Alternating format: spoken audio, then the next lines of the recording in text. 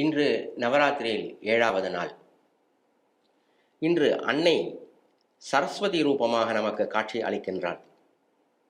இந்த நாளில் பூஜை செய்வதால் அறிவு, ஞானம், உள்ளுணர்வு போன்றவற்றை நாம் பெறலாம்.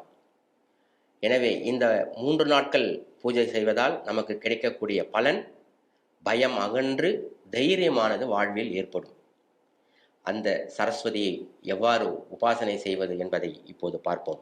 காலையில் எழுந்து அன்னை வீட்டில் இருக்கக்கூடிய இடத்தை சுத்தம் செய்து தீபத்தை ஏற்றி ஆசனத்தில் அமர்ந்து ஆசனம் செய்து சங்கல்பம் செய்ய வேண்டும்.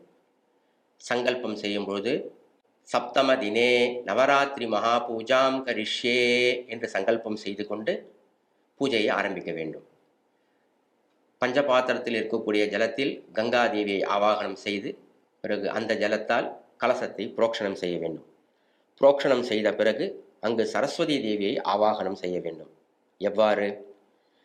பாஷாங்குஷதரா வாணி வீணா புஸ்தகதாரிணி மம வக்த்ரே வசே நித்யம் சந்துஷ்டாஸ்து ச சர்வதா என்று இந்த தியானத்தை சொல்லி அன்னையை ஆவாகனம் செய்ய வேண்டும்.